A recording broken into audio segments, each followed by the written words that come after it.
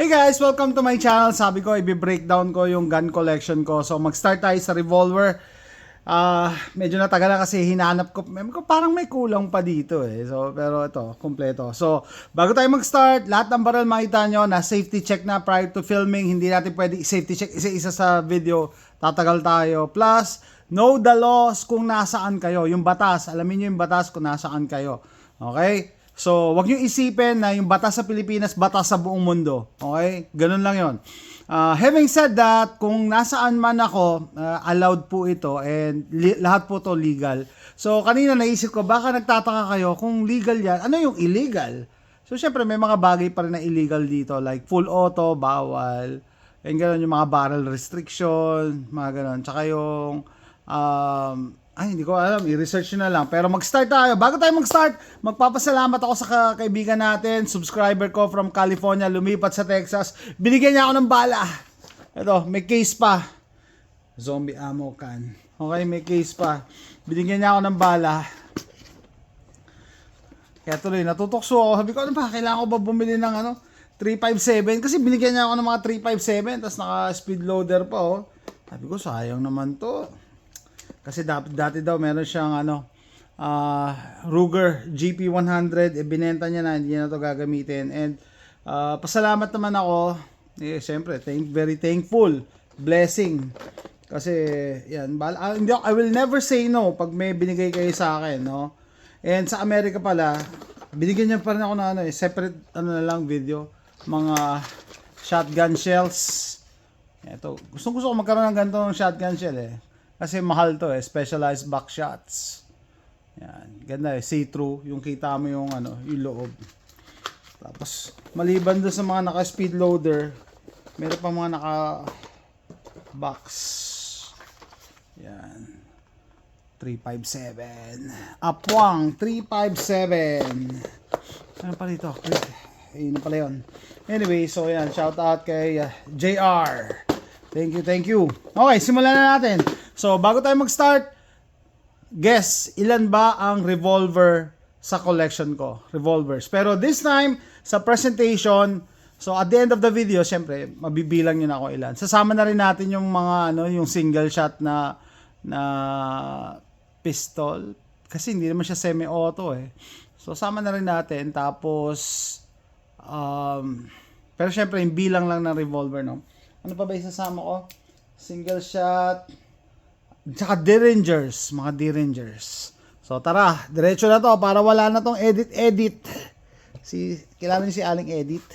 Anyway, so eto, simulan natin. EAA Armory. EAA Vindicator. Pero dahil sabi nila sa German daw, ang W is letter V. So Vindicator. Pinaita ko to dun sa gun collection video.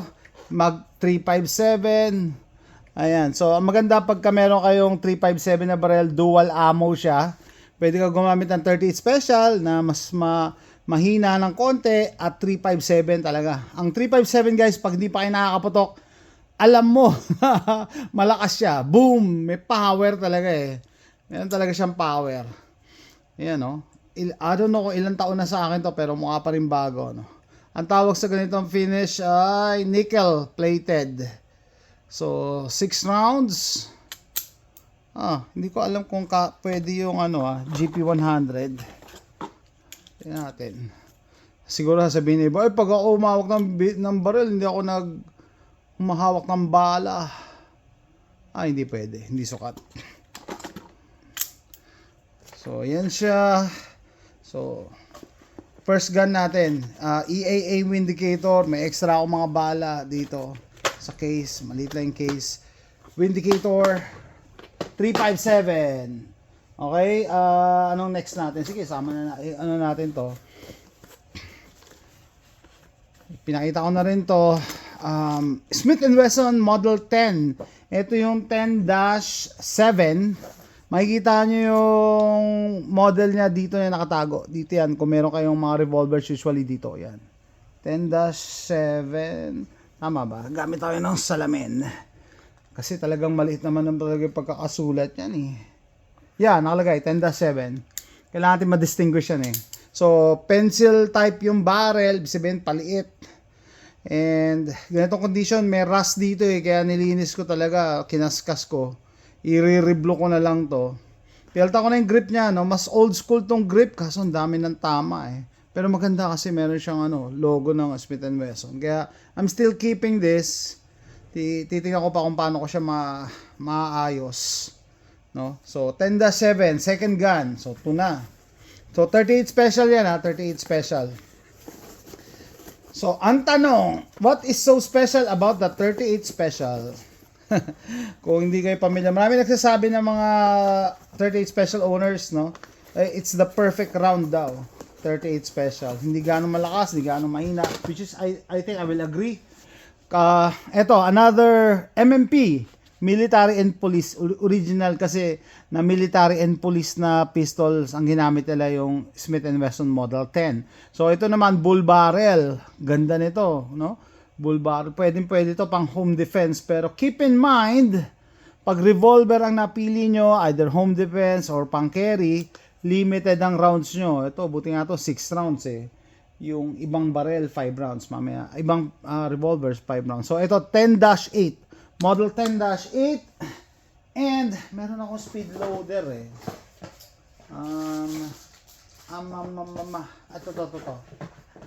Ito maganda. Ito naman no, speed loader din to eh. Iyaano mo isa-isa para hindi mo hinahawakan. Anyway, depende siguro kung saan kayo masanay, pero eto guys no, ni-reblo ko rin. Yan, tama ba? Nabibigyan ba ng justice ng ilaw? Ni-reblo ko to. Pangit din ang condition nito dati. Kung mare-research nyo yung unang video nung nabili ko to. Tumatawag si Mrs. siguro. So yan. Tapos gustong gusto ko yung grip nito. And yun nga, kinontak ko yung Altamont ang gumawa nito eh. Sabi, discontinued na yan. Wala akong mahanap na eksaktong tornilyo. Ito, tornilyo na lang sa bahay nilagay ko. No? So, pero ang ganda kasi, ang ganda ng pati yung hawak. Talagang pwede talaga pang duty. So, pang ilan na to? 3, number 3 na revolver. And then number 4 and 5, dalawa binili ko Nagant revolvers. No, Nagant revolvers. Ito 1943. Ito 1939. Nagant revolvers. Kita niyo yung mga markings. Napaka-importante niyan. Talagang original na lumang-luma. Tapos ang design nito, yung hammer kasama ng yung firing pin nakadikit sa hammer. So mga old school na revolvers ganyan eh, mga luma. And ito, hindi ito nasa-swing out ang cylinder. Ito lang, yung loading gate lang ang nasa-swing out. Tapos, pwede mo nang ikutin, no? Yan. So, ganun din, tapos wala siyang ejector. Wala siyang ejector, guys, no? So, for the benefit of the public, maglalagay tayo ng bala dyan. Ganun lang din, dito ako maglalagay. Tapos, wala, safe pa din yan, safe direction tayo. Tapos, hindi ko naman ginagalaw yung hammer. Para lang matanggal yan, ititilt mo, asintayin mo lang tumapat. Yan, ganun lang yon para mahulog. So, ganyan, mga old school eh. So, nung unang panahon, ganyan sila. Tapos may lanyard dito. So, usually, mga officers ang may mga extrang, may revolver, no? So, nakatali to dito, tapos nakatali sa belt ng officer para kahit nangangabayo sila, nakasakay sa kabayo, kahit malaglag, hindi mawawala yung revolver. Pero yun, kita nyo, classic. Isa sa gusto kong bumili, may airgun na nito eh, airgun version. Kasi pero naiputok ko na to, no? Ayoko gamitin kasi bihira na yung bala nito, mahal. So, nakakailang baril na tayo? 1, 2, 3, 4, 5. 5 na yung revolvers natin. And, ito, Rock Island Armory M206. So, doon sabihin nyo, hindi ako nagsusupport ng Filipino products, ha? May nakalagay dito. Gawang Pinas to, gawang Marikina to eh. Caliber 38 Special. Ayan, no? Philippines. Yan, nakalagay dito, Philippines. Anyway, eto, bagong baril to. No, bagong baril, bagong-bago. Yung M206 ko, hiniram ng dati kong kaibigan, ginamit niya for training, nag-qualification para maging instructor siya. Nung binalik niya sa akin, napansin ko, ang laki ng gap dito sa plate. Ang laki, mayroong gap, no? Parang lumuwag yung plate. Eh di, nagsumulat ako sa, nag-email ako sa Rock Island Armory. Sabi ko, ganito, ganyan, pinicturean ko. Tapos sabi, isend ko daw sa kanila. Nung sinend ko, sabi, pelta na lang namin ng bagong barrel. So ito, this is a brand new gun. So, pag keep in mind, pag magsusoli kayo ng barrel or magpapadala for warranty, yung original na grip ang ilalagay nyo. Otherwise, hindi nyo na makikita. So, ito, aftermarket na tong ano to. Bale, Pacmeyer yata to. Dami nagtatanong nun eh. Ano bang grip yan? Pacmeyer yata to. Kalimutan ko na yun. Tagal na kasi. So, 1, 2, 3, 4, 5, 6. Tama? 2, 4, 5, 6, 7. Pang 7 natin to. Ito, Taurus Model 85. Cytec na holster. Ayaw ko tong holster na to. Ang hirap gamitin. Ang hirap gamitin. Pero at least it protects my gun. Kita nyo naman, mukha pa rin bago. Kahit ang tagal-tagal ko na rin pag-aari ito. 5 shots to, guys. So, mga previous, kita nyo. 5 lang. Kasi pang concealment lang talaga eh. Sa kapag may nakita kayong kulay orange dyan sa cylinder, ibig sabihin, wala yung bala. So, kita nyo pa naman, after these years, through the years, ganito pa rin ang condition ng aking Model 85. Diniscontinue na po ito ng Taurus. Wala na mabibili nito. Doon sa magtatanong, kasi pinalitan na nila Model 86, which is a 6-round snub-nose revolver. Ito, 5 rounds. And may option to na magpalit ng grip. Kaso pag pinalitan ko, mas lalaki yung profile niya. Mas maganda kasi ganito, deep concealment, madaling i-conceal, itago. Tapos, gustong-gusto ko rin yung mga revolver na bakal. Ayoko ng revolver na polymer or whatever na magaan. Kasi nga malakas ang recoil, di ba? Pag maikli ang barrel. So, ito, very manageable kahit 2-inch lang ang barrel nito. So, 1, 2, 3, 4, 5, 6, 7. 7 natin na revolver. Ito. Okay, 7, 8. Pang 8 natin na revolver. Siyempre, sabi ko nga, madami akong Heritage Rough Rider. Sa Pilipinas, hindi ito mabenta. Bakit? Kasi siyempre, sa dami ng hassle sa pagpapalisensya, siyempre gusto mong bilhin yung all around na, no? Magagamit mo kung saan-saan. So, ito, generally, pang plinking lang to eh. Hindi mo naman to magagamit pang self-defense talaga kasi single action siya. Meaning, kada pull ng trigger, empty yan. Doon. So, kada putok mo pull ng trigger. Yan yung tinatawag na cowboy action. Maganda na siya, pastime, pang plink, babal ka ng mga can sa property mo, ganun, or target shooting ka sa property mo, or sa range. Pero, syempre, hindi naman talaga siya pang self-defense. So, 1, 2, 3, 4, 5, 6, 7, 8. Ito yung pang 8 natin. Binili ko to, Father's Day edition ng Father's Day edition ng Academy Sports and Outdoors. Yan, nakalagay. Number 1 dad. Ako bumili ng sarili ko. Father's Day. Diba? Kaya memorable pa rin sa akin kahit ako bumili. And kita nyo, ang ganda pa rin. I don't know, 10 years na ata to. 8. Pang 8 yan. Tayo. Ito. Ano to? 9. 9. May maaso kasi ngayon. Ito yung Space Cowboy edition ng Heritage. Kung ano rin ko, naglagay ako red dot, naglagay ako muzzle brake na hindi naman kailangan. Kasi threaded eh. Ito yung nag-iisang Heritage Rough Rider na threaded ang barrel.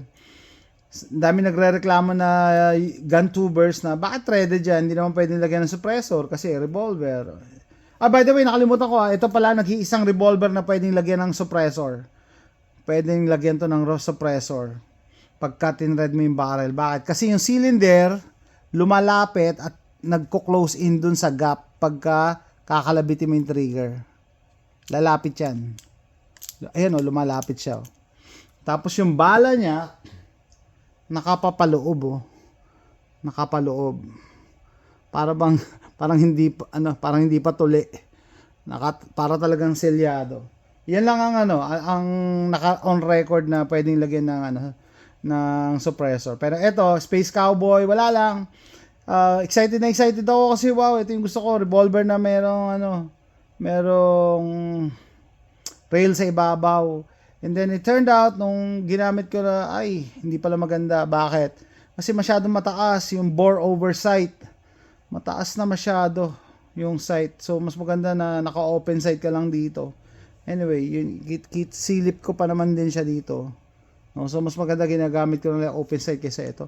Hindi naman kailangan talaga yung red dot niya.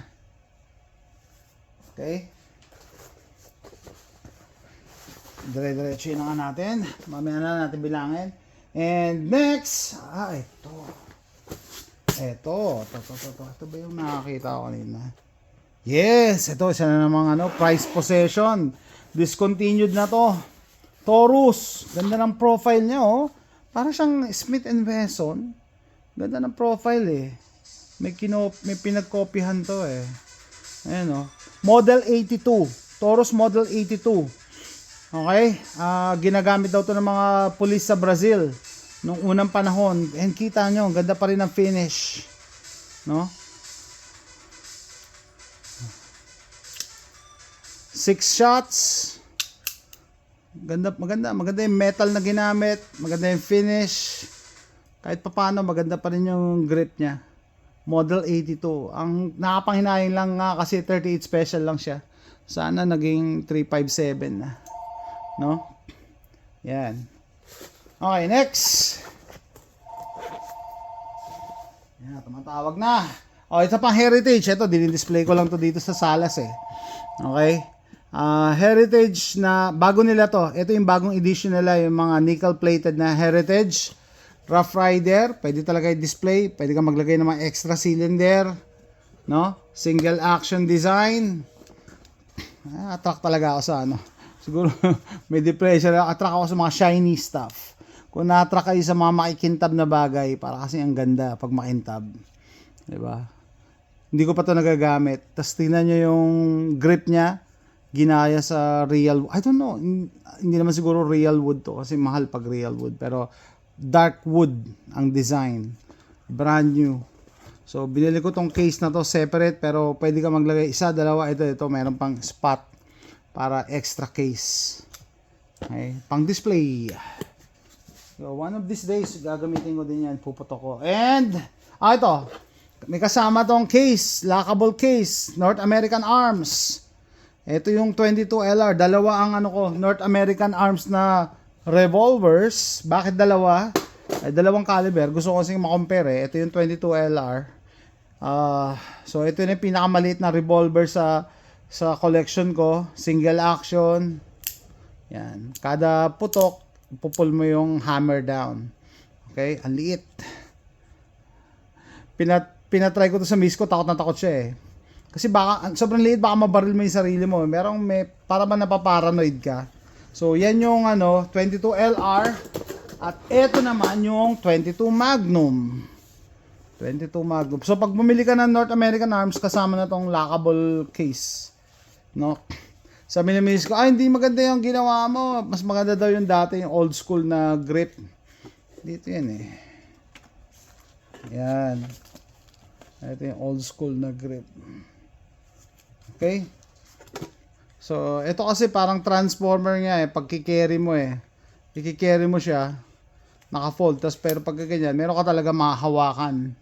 Meron ka mahahawakan. So, pwede siyang i-concealed carry talaga. No? Pwede siyang, and siya, all steel, stainless steel ata to, no? So, tatagal yan. Ang pwede lang masira dyan, itong mga grip na to, pero ito, pwede mo to ipamana din kasi all steel. Para ma-fold mo to, pipress mo lang yung button sa gitna. Yan. May kasama na. And then, what else? Ano ba yan? Ito. Nabili ko to sa pawn shop. Nilagay ko lang sa pouch ng Ruger. H&R.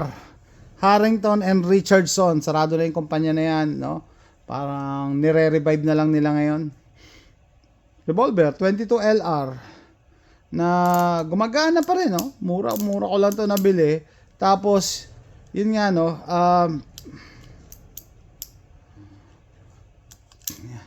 dito, walang lock, oh, walang yung loading gate. Ganyan ba talaga? Yeah, tama, ganyan yan. Pero, pagka maglo-load ka, ipupull mo yung hammer, atras mo konti, saka magagalaw mo na yan, no? Pero pag hindi mo pinupull to, hindi mo yan maikot. So, maganda rito, double action, single action siya. No? Double action, single action. Single action, ganyan. Double action, pupull mo lang yung trigger. Okay? Yung mga heritage, single action lang yon. So, upgrade to sa, imagine niyo nung unang panahon, nakagawa na sila ng double action, single action. Samantalang, kung panahon ng mga cowboy, single action lang. So, eto, marami ring nanonood nito nung gumawa ko ng a couple of videos about this gun. Taurus Judge. Ganda to, may cover para sa fiber optic front sight niya, mapoprotektahan. Ito naman, polymer ang katawan, ang frame. Pero syempre yung barrel niya, steel yan. Tsaka tong cylinder, steel. Okay? Swing out, laki ng bala, oh. 410, tsaka 45 long colt, 1, 2, 3, 4, 5. 5 rounds. Tapos, bumili ako ng 5 adapter.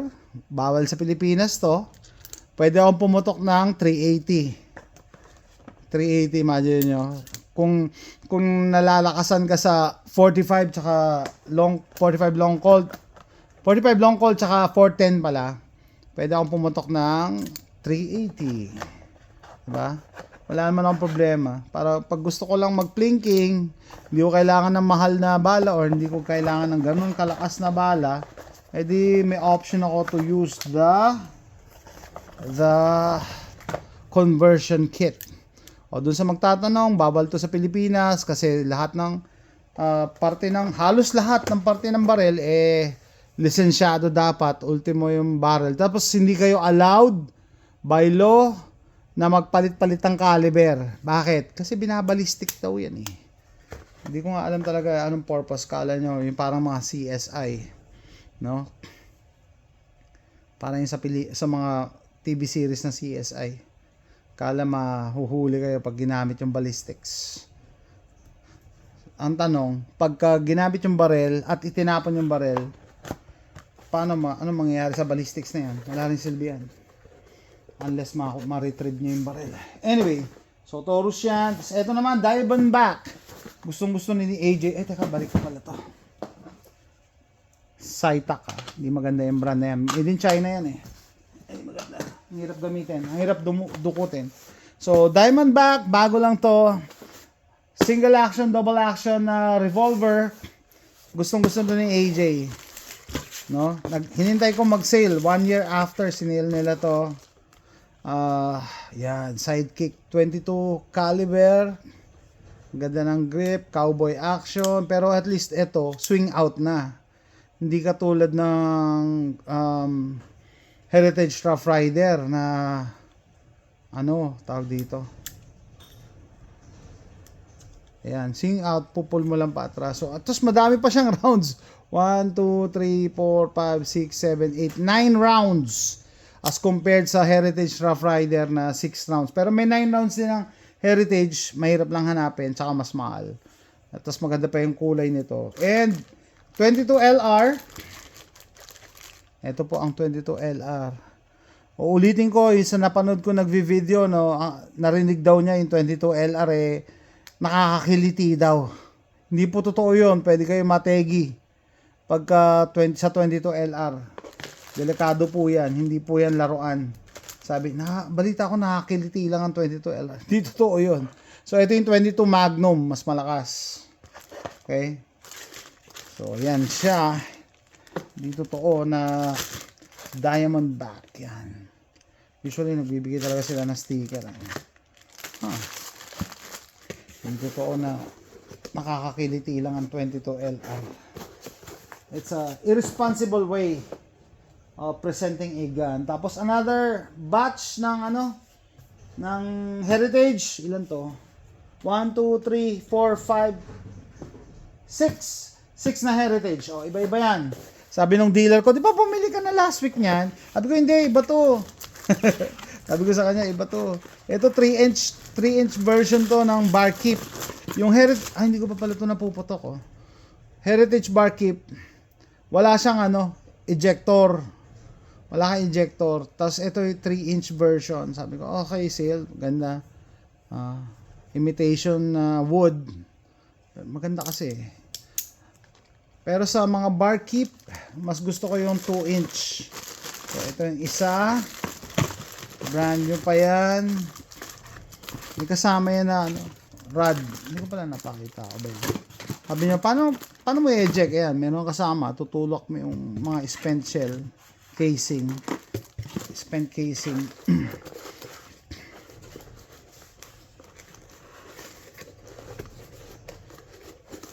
Okay,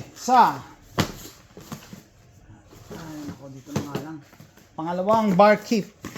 Ito, ginamit ko na to. In-upgrade ko pa to. Ganda oh. Ito gusto ko 2 inch lang. Tapos, pinaltan ko yung cylinder. Ganda. Tapos, pinaltan ko yung grip. Black Pearl grip. Yan. Empty yan So, ang single action guys, kahit anong kalabit mo, hindi yan puputok. Kailangan i-atras mo muna yung hammer. Ganon. So, ang double action, kahit nakababa ang hammer, kakalabitin mo, aatras yan, kukusa. So, ito, pangalawang Barkeep.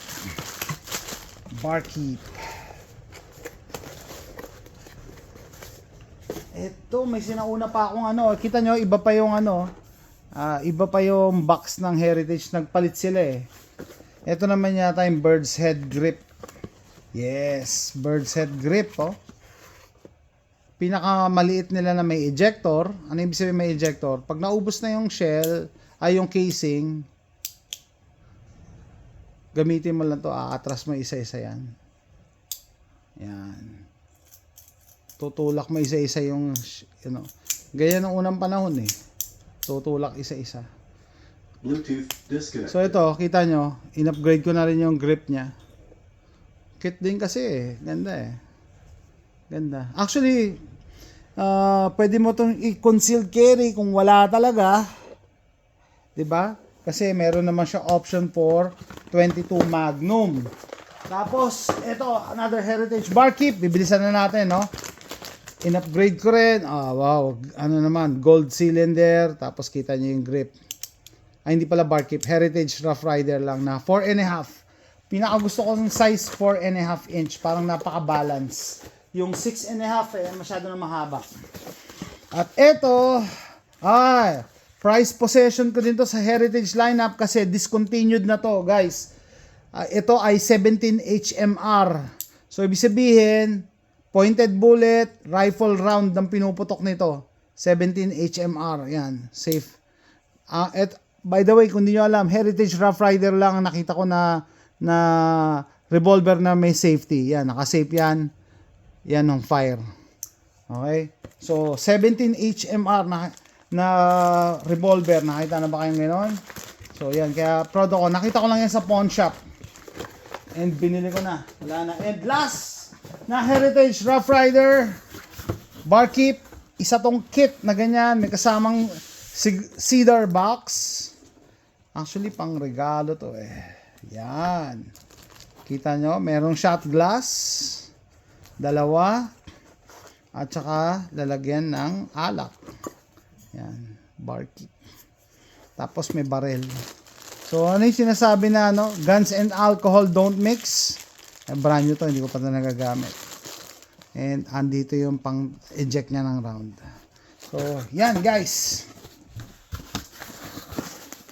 Siguro, tatapusin ko na to. Mahaba na. I-separate video na lang natin yung mga single shot, revolver, single shot pistol. So, yan. So, yan po ang total ng aking revolver collection. So, let me know what you think. Sakto, 29, magti 30 minutes na. Hindi siya kamahalan pero I like it. Masaya ako. And kino-collect ko sila hindi dahil mahal, high-end. Kung high-end, sana yung mga Kimber na revolver, mga gano'n, or may mas mahal pa. Pero ito, affordable and masaya ako nakuha ko sila at a low price, and nag-enjoy naman akong i-shoot sila from time to time. So that's it guys. Hopefully nag-enjoy kayo sa video na to, no? Salamat sa panonood and see you next time. Bye!